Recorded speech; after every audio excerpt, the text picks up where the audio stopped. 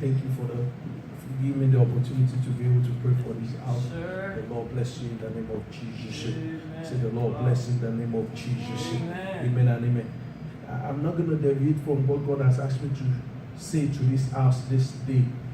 This day is a crucial day and is a special day, and the Lord has sent me particularly to this place to make a declaration to you that you are winning. I say you are winning. Amen. I say you are winning. Amen. I say you are winning. Amen. I say you are winning. Amen. I say you are winning. Amen. I say you are winning. Amen. I say you are winning. Jesus. Amen. Oh, one of the things I know about God is that God has already called us winners. Yes. Even before the trials and the tribulation, God has already called us a winner. He has already spoken that. Matthew chapter 11 verse 28. If you look at it, 28 to 30. I love that place. 28 says, come unto me. Yeah. Say, come unto me, all ye that are labored and are heavily laden, and I will give you what? Give you rest. He said, I will give you rest. And if we look at this month, it's a month of rest. It's a month of rest. The Bible says on the 7th day, he said, and God rested.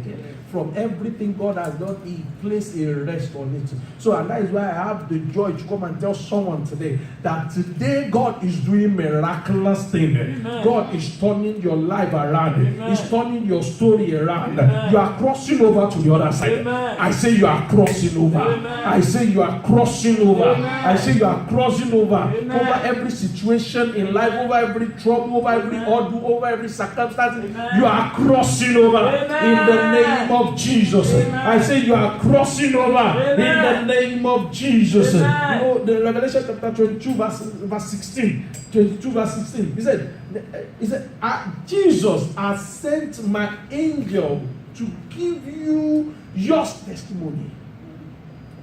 He has sent his angel. And that is why I know that in this house, God has sent me to come and announce to somebody that you are having your joy. Amen. You are having your victory. Amen. You are having your promotion. Amen. In the name of Jesus. Amen. Quickly, I'm just going to talk about winning in life.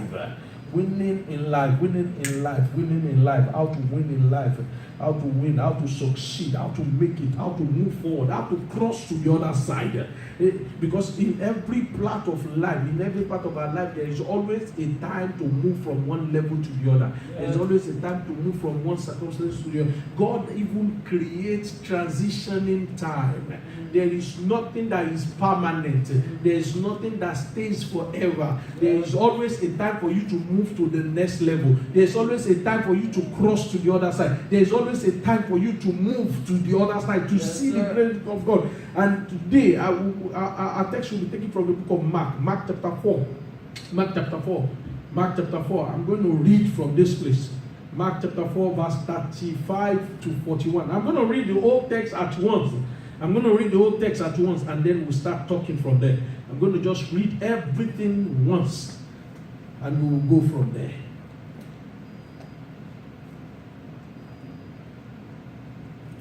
Mark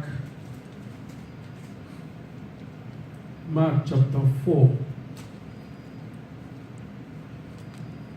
verse 35 to 41. Verse 35 to 41. It's a very beautiful story that we came across in that place. He said, on the same day when evening has come, he said to them, let us cross to the other side. If you have your Bible there, just underline the word, let us cross to the other side. And say to yourself, I'm crossing to the other side. Say, I am crossing to the other side. I am crossing to the other side. Jesus told them, he said, let us cross to the other side. Now, when they had left the multitude, they took him along in the boat as he was, and others little boat were also with him. And a great windstorm arose. The wave beat into the boat, so that it was already filled. Verse 38, he said, but he was in the stern, asleep on a pillow. And they awoke him and said to him, Teacher, do you not care that we are perishing? Do you not care that we are perishing? Do you not care that we are dying? Then he arose and rebuked the wind and said to the sea, Peace, be still. Somebody say, peace be still. Peace be still. Say, peace be still. And the wind ceased, and there was a great calm. Verse 40. But he said to them, why are you so fearful? How is it that you have no faith? Verse 41, which is the last. He says, and they feared exceedingly and said to one another, what can this be, that even the wind and the sea obey him? Father, we thank you, we give you glory. Say the entrance of your word, give it light and understanding. Lord, teach your people today and let your name be glorified. Amen. In Jesus' name. One of the things I want you to understand is that there is nothing new under the sun, and there is no scripture new under the sun. Everything that I'm about to talk about, one day, 1 week, or one time or the other, I believe my pastor in-house has already talked about it. I'm just coming here to just come and back up what he has been saying. It's not something new you are just hearing. It's not something you have not heard before. This is not something that you have not heard from anybody. If any man of God comes and says, I'm going to tell you what you've not heard before, I must tell you that you need to check it out. There is nothing you have not heard. Maybe he's saying it the way you haven't heard it before, but there is nothing you have not heard. If you're actually a student of the word, you would have practically heard a lot of things. But one of the things is that we keep getting fed. This same scripture has been alive for over 2,000 years, and we can still dip into it and we can still bring out revelation, because this is not just a book. It's not just a story book. It's the life. It's the manual for human. It's the manual for life. Let me tell you one thing. There is nothing you are looking for in life that you cannot find in the Word of God. Yeah. There is nothing you are actually looking for in life that is not in the Word of God. I don't care how long. Some people say, oh, the Bible, if Bible were to be written now, they will change something. No. It will still be the same, because the Word of God is forever and ever. Amen. The Word of God is life and is truth. Is unchangeable. Is undeniable. The evidence are there that everything that happened in the scripture, they happen for real. They happen in this dispensation. This same word we are living today is when they happen, and that is why I know that it's going to happen for you also. Amen. I say it's going to happen for you also. Amen. I say it's going to happen for you also. Amen. In the name of Jesus. Amen. If we look at this story is actually a story of the disciple and Jesus. Jesus told them, he said, we are going to the other side. He said, we are going to the other side. Let me tell you one thing. When you are crossing to the other side, there is nothing like you can cross to the other side without going through some battles. There is nothing like you are crossing to the other side without going through some situation. And that is one thing that scares me about even many people. When they are crossing on their lane to crossing to the other side, they got in between the road and they see trouble. The only thing they do is they turn back and say, I guess maybe I'm not supposed to go there in the first place. Let me tell you one thing, there is something always on the other side. The only life the devil doesn't trouble is a life that has no value. If you are somebody that is going to be of destiny, of glorious destiny in this life, I'm telling you, the devil will trouble you. I was talking to some people some time ago. I said, look, God himself is very, very conscious of destiny. And that is why the Bible let me understand. God himself said it. He is very conscious. He said, my glory I will not share with no man. If it's not important, he will not say that. So, and that is why you have to know that your life is important, your destiny is important, and the devil will always fight you. The devil will always come and he will always fight you. Some people say, oh, if I don't trouble the devil will not trouble me. Let me tell you one thing, you are making the biggest mistake. You don't trouble him, he will trouble you. Because the image you are created is the image of trouble. You are created in the image of God after his likeness. So you are the order of God. That means you are the resemblance of God. And if the devil is still mad at God and they have not settled the issue up to date, then he must be mad at you. Yeah. So I don't care what you are doing right now. I don't care what you are thinking right now. I don't care who told you that, hey, you are. I must tell you this. Look, the devil will fight you. Yeah. He will keep coming. He will not cease. Yeah. He will not stop. Because all he wants to do is that he wants to get back at God. Yeah. The issue is not about you, it's about the God you carry. It's about the God you serve. And that is why the devil was against the people of God in this place. They were crossing to the other side. He knows that Jesus was even in the boat. He knows that Jesus came to fulfill scripture. He knows that Jesus came to save humanity. He knows that he came to give us what we don't have. He came to give us what was lost in the Garden of Eden. He said he has come to give us life that we may have it abundantly. John 10:10. He has come to restore us back to the Father hope again. He has come to give us what the world doesn't give us. He has come to give us and take us back to Eden again. What the Lord created for us in the Garden of Eden. He has come to restore it back to us so that we can have the abundance of life. But the devil still wants to stop that. The devil is mad about that. He didn't want us to even have anything like that. He didn't want us to even, oh no, you guys, no, there's no way. You are crossing to the other side, I won't make it happen. And the devil stopped them. And a great wind arose. A great wind arose. One of the things I want you to understand is that the other side is your destination. Every life has a destination. There is a defined destination for every man and woman under the sun, under the earth. God created us to fulfill destiny. There is no life that is empty. There is no man born empty. There is no man born without fulfilling destiny. As a matter of fact, Jeremiah said, he said, the thought I have towards you are thought of good and not of evil, to give you a future and a hope. Why did he have to put the word hope there? Because there is hope for you in this dispensation. Yes. There is hope for you in this life. Yes. There is something for you. You are not just a binary number. I was talking some few days ago, I told people, I said, you know, when they created the TV, if you look at the TV, there are some binary, there are some binaries that they use in fulfilling the space. You are not just a binary number. You are not just a number of, or you are not just among the multitude. You are separated for a time such as this. You are peculiar. You are chosen for this generation. You are special. There is something about your life. There is something about you. You have to fulfill destiny. You cannot die in between the road. You cannot go down because the boat is shaking. Doesn't mean the boat is going to sink. Because it's rocking right now doesn't mean it's not going to be stable. Because things are not going right now doesn't mean it will not go right. You cannot just give up on life. You cannot just give up on everything. You know, the disciples were also in this situation. They were going, but they were not moving anymore because there was a great wind. They were thinking that they will arrive at destination, but they thought the destination doesn't look like it. Look, don't drop the anchor in between the road because you are going to wreck the ship. When you drop the anchor, you wreck the ship.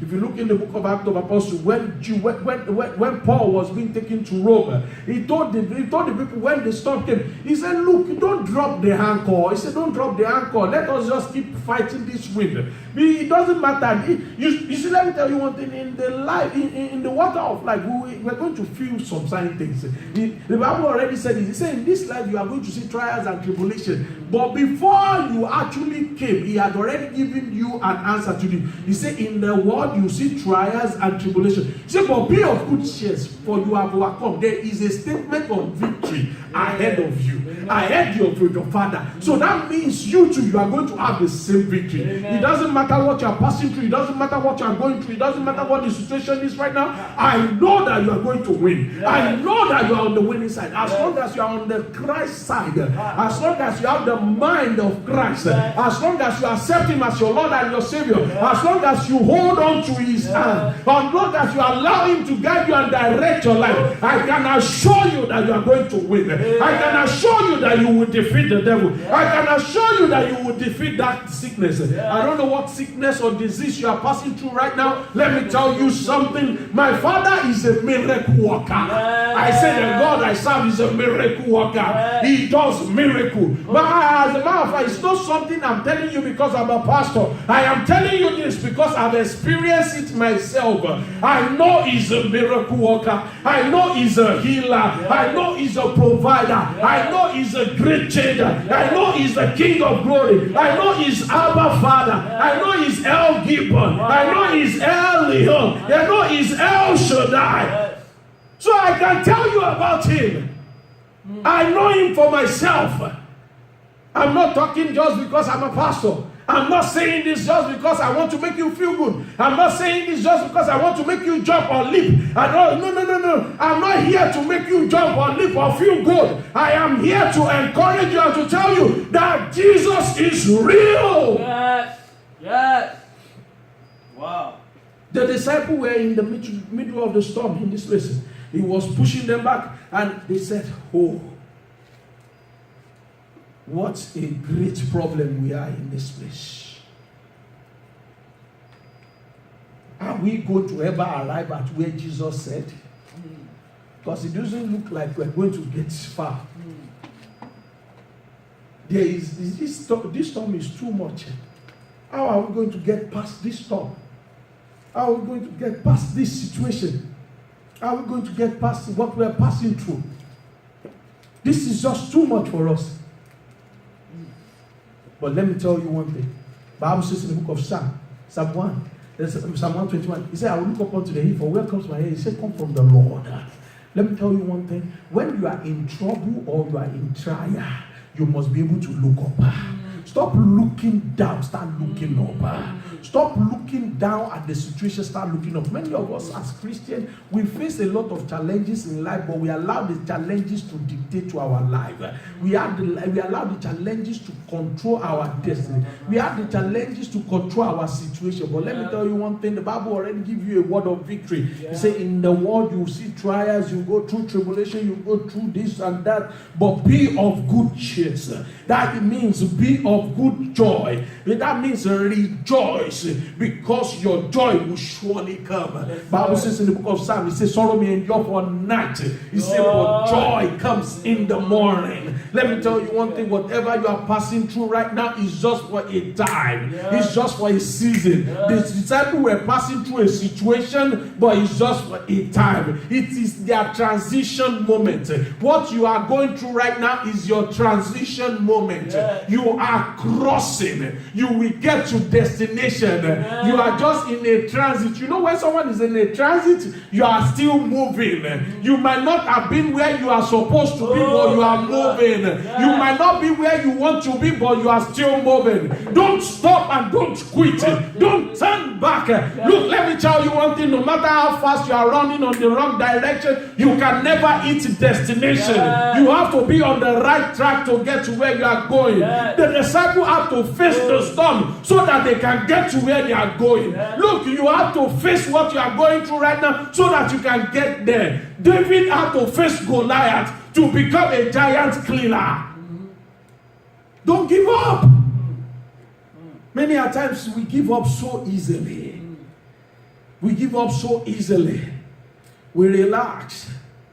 We say, oh, I don't think this is for me. The pattern of transitioning has been designed by God for every life of man. Every given destiny had to go through transition. How do I know that? Look at when you were born. Look at where you are right now. Are you still short as the time you were born? God has to make you move from one level to the other. From one level to the other. So you have to understand, God doesn't stop. He keeps moving you from one level to the other. So that means your life has to transition from one level to the other. You cannot get comfortable, too comfortable. You know, many of us, when we get to some certain level in life, we just get too comfortable with it. Please be unfamiliar and be uncomfortable with the position you are. You have to cross over to the other side.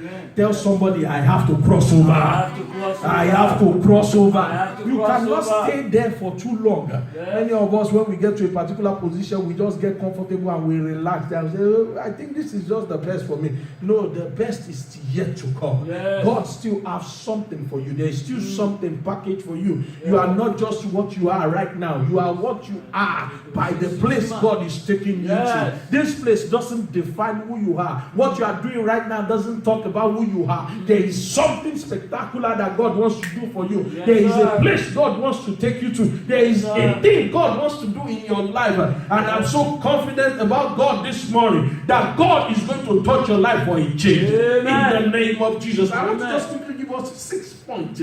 6 points from what we just read. 6 points from what we just read about winning, how to win. Winning in life. Winning in life, or you can call it winning the battles of life. winning the challenges of life, winning the things we're going through. Number one, you have to follow the right leader. You have to follow the right leader. You have to follow the right leader. If you look at that place, the disciple of Jesus were following Jesus. They followed his instruction. They followed his instruction. You have to have a relationship. Number one thing, you have to have a relationship with Christ.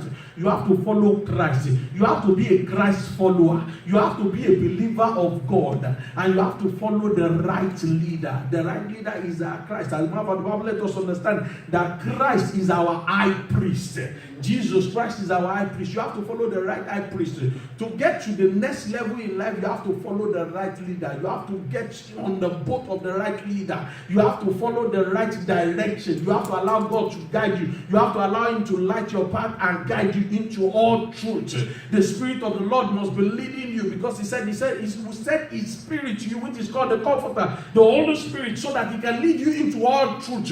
You have to allow God to be in your life, to be the center of your life. Number one thing is very crucial, is very important. I always tell people, if you don't have a relationship with someone, they cannot really help you, because they don't know you like that. Until you have a relationship with them, that is when they can know you and they can help you. If you don't have a relationship with Christ, there is no how he can help you. He said, no one can see the Father except through me. So if you don't have a relationship with Christ, there is no how you want to see the Father. There is no how you want to get the blessing of the Father. So you have to follow the right leader. You have to follow Christ. You have to follow a leader that is brave.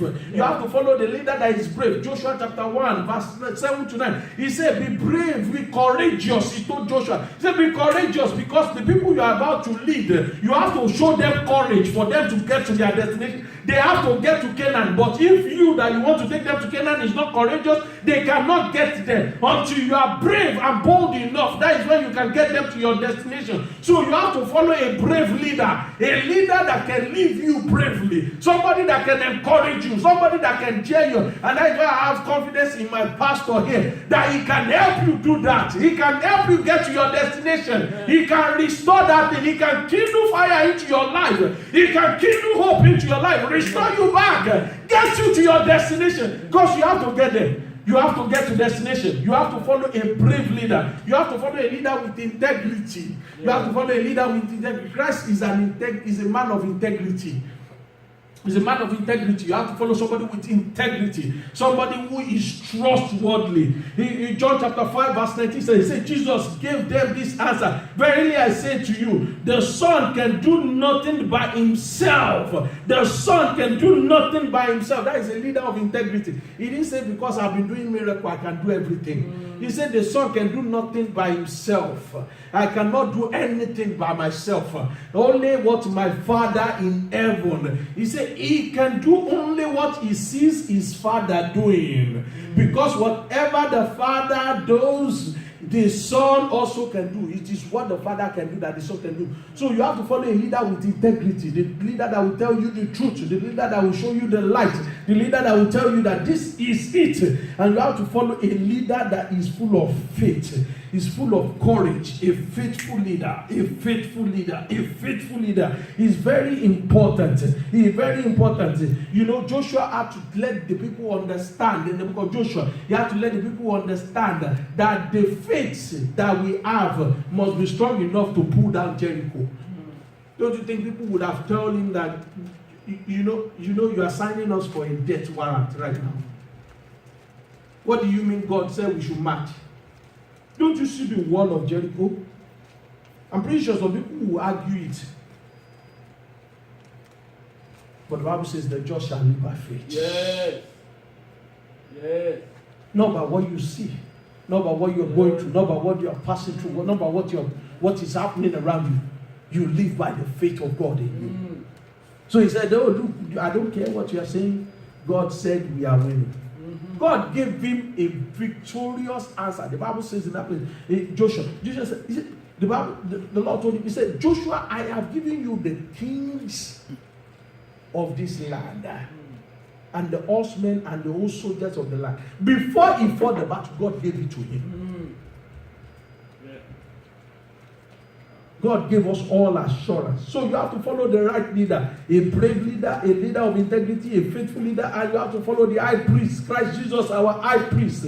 He's our high priest. You have to follow him. Number 2, you have to leave the multitude behind. Mark chapter 4 verse 36. The Bible says they left the multitude behind.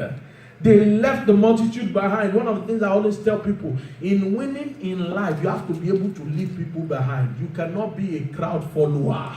Many people always go along with the crowd, and that is why their life gets mixed up with the crowd and never get to where they are going. Because you have to understand that the crowd are unstable people. When you are going with the crowd are always unstable. Crowd are more of a conformed people than a committed people. A crowded people are not always committed. They are always on a conformity level. And that is why they can go forward right now and tell you that, oh, no, let's turn right now. And when you are following crowd, then you keep turning with the crowd. And you never eat where you are going in life. You never get to your destination. You have to leave that mentality behind. If you look at that place, the Bible says, Jesus said, he said, left the crowd behind and let us go to the other side. Because if we stay with this crowd, we will never get to the other side. As a matter of fact, if we stay with this crowd, we will just be living here and we will never fulfill destiny. There is something for them to do on the other side, not just on this side. They have to leave the crowd so that they can move forward in life. Let me tell you one thing, you have to leave some people so that you can move forward in life. Don't get too comfortable with the position they give you today, because that position is just temporary. It's just a stepping phase for you. It's just what God wants you to step into and move forward. You cannot just stay there forever. Mark said, he said, and they left the crowd behind. They left the crowd behind. They left that conformity life. They went into commitment. They went into commitment. The disciple could have stayed with the crowd too. No, they did not stay with the crowd. They obeyed their leader. And that is why I first of all give you you follow the right leader, and then you must leave the crowd mentality. They left the crowd behind and they stepped forward. They said, no, we are not going to stay with the crowd. The disciple could have stayed with the crowd and said, oh, no, Jesus, don't let us cross right now. It doesn't look like the right time to cross. You have to realize that some of his disciples were actually fishermen, so they will know what the water is saying. But they didn't say that. They said, since you said it, let us jump in the water and let's go. And they hopped into the boat and they were going. But they left the conformity life and went on to commitment. Be a committed person. Always choose commitment over conformity. Always choose commitment over conformity. Leave the crowd behind. Leave the crowded mentality. The crowd mentality is an unsaved mentality. It's an unsaved mentality. Many Christians are like that. And that is why they never get to where they are going in life. They just hear this church right now is where it is right now. They run there. They hear this is where it is right now. They run there. They start running helter-skelter. They start moving from pole to pillar. Let me tell you one thing. You have to be stable in life. You have to be committed in life. You see, Jesus himself, he was committed to the 12 because they were committed to him. You didn't catch that. See, Jesus was committed to the life of the 12 because they were committed to him. As a matter of fact, that is why Jesus can say to Peter, he said, before your trial come, I've already prayed for you. Because he knew he was going to have a problem, but he prayed along with him. Why? Because of his commitment. You see, commitment draws God's power towards your life. When you are committed to the things of God, God watches over your life. When you are committed to God, God takes care of your life. There is no life that is committed to God that God doesn't do anything. The Bible tells us in the book of Proverbs says, see a man diligent in his doing. Say, he will stand before kings and not mere men. When you do with God, you stand before kings. You stand in the right place. You go in the place of authority. Jesus said to them, he said, we are going to the other side, and they committed into that. Leave the crowd behind. They didn't stay with the crowd. They didn't decide that maybe we should sit here and enjoy the song of the crowd. No, they said we are going forward. Since they said it, we're going there. And then the other thing you have to understand is that if you have to carry the crowd, you cannot carry them to destination. Because you have to understand that they face trials and tribulation in between the road. Jesus would have not been able to save if they carry the crowd. And that is one thing I want to tell people. You cannot save all. You cannot save everybody, so you have to leave some people behind. Abraham Abraham could not eat his destination until Lot had to depart from his life. He had to get rid of Lot for his life to be fulfilled, for his destiny to be fulfilled. There are so many people you have to get rid from your life so that you can fulfill destiny, so that you can be of what God has called you to be, so that you can get to where you are going in life. He said, Lord, it looks like if I keep going this way, we will never. It was only Abraham that God called. He said, I will show you a land. He didn't say, when you are leaving, make sure you pack the whole family and take them with you. Until he separated from Lot, Isaac never came. Until he separated from Lot, he never hit his destination in life. You have to leave that. You have to leave that. You have to leave that. Number 3, you have to get into the boat. You have to get into the boat. And what is the boat? The boat is the physical representation of what can get you into your destination. You didn't catch that. It's a physical representation of what can take you to where you are going. They need something to take them to their destination. They need something to drive them to their destination. The boat is a physical representation, and that is why you need a church like this. You need Graceland. You need this house. You need a church. Church are constructed like that. They are the boat. They are the vessel to take you to your destination. Some people say, oh, let me just sit at home and watch 3 television. Just what I've been to 3 services now. He said, do not despise the gathering of the believers. Do not despise their gathering. He said, where 2 or 3 are gathered, that is where I am. You are the only person gathered in your home right now. You are the only one in your couch where 2 or 3 are gathered. So you have to be in a gathering. Not in your closet. Not where you only. You are the only one watching it right now. You are the only one sitting and you are enjoying yourself. This man can fire. This man can. No! Go to the gathering. That is where the fire is. Yeah. I tell people, the fire in the church is different from the fire in your living room. So don't get too comfortable that if we pray it also here, God can answer it here. It's not that God is not everywhere, He's everywhere. But there are some prayers that He will answer in the gathering of the multitude. Yeah. He will never answer in your parlor. And that is why you should stop sitting at your couch and start looking at Facebook, looking at Twitter, and looking for all the pastors on Twitter. Yeah. You have to have your own shepherd. Yeah. You have to have somebody who directs your life. Yes, and that is why you have to get into the boat. Boat has the ability of taking you to your destination. Church has the ability of doing that. Yeah. The Church of Christ was builded for such things. The Church of Christ was. That is why Paul keep encouraging all the 7 churches. That is why Paul keep talking. That is why the churches were important to Paul, because he knows that they are vessels that can take people to destination. They are vessels that can transform life. They are vessels designed to change people's orientation. Yeah. They are vessels designed to give people's blessing. They are vessels designed to make people who they are. Yeah. So you don't despise church. You don't fight with church. Some people are fighting with church right now as I'm speaking. They are angry with the church. They say, no, I think God didn't love me. No, God loves you so much. And that's why He's calling you to a church like this. That's why He's calling you to come to the church, to come and sit and hear the raw word, the authentic word of God, and enjoy the power of the Holy Ghost, and let the Holy Spirit touch you. You know, where 2 or 3 are gathered. That is what the Bible calls it. Not where you alone and yourself and your couch and your dog. No, where 2 or 3 are gathered. You have to be in the gathering of people so that you can enjoy it. Constructive vessel that can take you to your destination. It can take you to where you are going. It can take you to where you are going. It can take you to where you are going. And then the other thing I want to say in that area, stop getting into the boat and getting out of the boat. Stop getting into the boat and getting out of the boat. Some of us, we are fond of the habit of getting in the boat and getting out of the boat.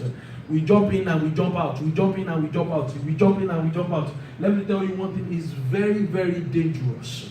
We start opting, all the old boat around, all the old local church around, there's no church, they didn't know you. You go there for 3 weeks, you fight with the pastor, you go to another church. There's no commitment. There is no commitment. There is no obedience. The Bible says something. So obedience is better than sacrifice. You have to obey God. You have to trust God. You have to believe that God can do it. If you look at the life of Peter, Peter opted out of the boat and he's the only one that sank. He hopped out of the boat and he's the only one that sank. As a matter of fact, in the history of the Bible, he's the only one that sank. There was no any of the disciples that encountered that trouble. They faced so many storms, but none of the disciples ever opted out of the boat. They stayed in the boat. They know that when Jesus gave them instruction, they were able to obey it. If you go back into the book of Matthew chapter 14, let me just quickly show you, so that you will know that you don't need to be opting in and out of the boat. You have to stay in a church. So when you come to Graceland House of Hope, you stay there, you sit there, you get fed there, you enjoy the shepherd there. You allow the pastor to be your pastor. You allow him to lead you. You allow him to direct your life. You allow him to lead you into all truth. Do we have it? If anybody have it in there, okay, let me just quickly tune into it. I don't want to leave my page here, but let me quickly tune into it and then we come back. Matthew chapter 14. Matthew chapter 14, verse 29. Let me start from 29. That will be 29, so that we can get it quickly. Then, so he said to him, come. And when Peter had come down out of the boat, he walked on the water. And that is where people get it wrong. Many people think it's faith when you opt in and opt out of churches. It's not faith, it's fear. There is no faith in you opting in and opting out. There is no faith in you jumping around and following prophet all around. It is not faith when you are chasing prophet all around. Seers. It is fear. And that is why when you go to them, they increase your fear too. Well, by the time they see you, they know that it's fear that chases you to them, so they increase it too. Ah! Oh, look, this trouble is going to destroy something. Because they know you are afraid. So it is not faith. And if you look at this place very well, it's not faith. Many people always, I know many people have preached it. And Peter was faith. With his faith, he stepped out of the boat and he walked on the water. Let me tell you one thing, he only walked on the water for a little while. Fear will always make you feel as if it's okay. Faith stays longer. Faith allows you to live longer. It allows you to enjoy the world longer. Fear only allows you to enjoy for a temporary time before it arose again. I want to show you something. I like showing people something very important. Look at that one.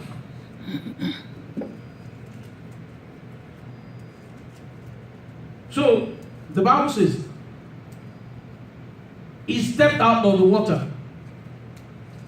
If you go back up a little verse, let me first show you something in a little verse. Verse 28. Verse 28. If you look at from verse 27, Jesus already told them. They said, they saw him calling on the water. They said, Jesus already told them. He said, be of good cheer. It is me, Jesus. But look at verse 28. He said, and Peter answered and said, Lord, if it is you. That is one of the words I don't like in it. Have you ever seen any faith word that starts with if? Every doubt started with if. If it is God, if you are God, every doubt word started with if. So it was doubt in this place. It wasn't faith at all. It wasn't faith. It wasn't in faith at all. It was doubt. He was afraid. It was fear. He said, if it is you, command me to come on the water. Jesus told them, he said, get into the boat and go to the other side. If you go into other translation, you will discover that the Bible says Jesus would have walked past them. There was no translation that says Jesus wanted to meet them and jump into the boat with them and up to the boat with them and cross to the other side. If you go into the book of Mark chapter 6, if you go into the book of John chapter 10, as a matter of fact, John chapter 6, verse 21 said they were on the other side. The moment Jesus rescued him and put him back, Jesus did not even take him to walk across. Jesus put him back in the boat. And that is why you have to know that the boat is very important. That is why you have to know that the local church is very important. Jesus put him back in the boat. Jesus never allowed him to walk with him across the ocean. Jesus did not take him across the ocean. Jesus put him back in the boat. John chapter 6, he let us understand that Jesus put him back in the boat, and the boat was on the other side. They arrived on the other side. Because Jesus knows that the boat is the only thing that can take him to destination. And that is why you have to stay in the boat. You have to stay in the local church. You have to stay in the church. You have to be a rooted member. You have to be a committed member so that you can enjoy God. So that you can enjoy open heaven. So that you can enjoy open heaven. So that you can enjoy the grace of God. Another one I want you to look at is watch your confession. Mark chapter 4 verse 38. The disciples said, he said, we are perishing. Jesus, don't you care that we are perishing? Watch your confession. To win in life, you have to watch what you confess. To win in life, you have to watch what you say. Many people say all kind of things. John chapter 3 verse 10 he said, let the weak say, I am strong. That's what the Bible says. Let the weak say, I am strong. You tell the Lord, I am strong. They said, it looks like this is what is going to take. This is what is going. Many of us, we are so much consumed by what the word is saying, not what the word of God is saying. This is happening, that is happening, this is happening. That is what we keep saying. We're so much consumed by that. We're so much consumed by that. And then the last one. Learn to handle the storm. Learn to handle the storm. Learn to handle the storm. In every storm of life, we have to learn to handle it. We have to learn to handle the storm. We have to learn to handle the storm. If we go to Matthew chapter 14, the Bible says the wind that was blowing was contrary. After a time, the wind became boisterous. The wind became boisterous. A contrary wind is sin forces. The contrary wind is unseen forces. The boisterous wind are sin forces. You learn to handle everything you're going through in life. Jesus came out and he was asleep. Jesus was not. Did you think when the wind was blowing the boat, Jesus wasn't being rocked? He was feeling the rock at the rock bottom. But he knows that they are going to the other side. He had the understanding of the destination. You have to be focused on your destination, not on your past. Your past has nothing to do with your present. Yeah. Your past doesn't determine your present, and it doesn't determine your future. What you are passing through right now is not who you are. Is not your true identity. Where God is taking you to is greater than that. Learn to handle the situation. Many of us, when we are going through some certain things, when we are going through some certain trials, everybody will know that we are passing through something. We keep looking down, we keep looking up, we keep looking everywhere. Learn to handle your storm. Let us rise.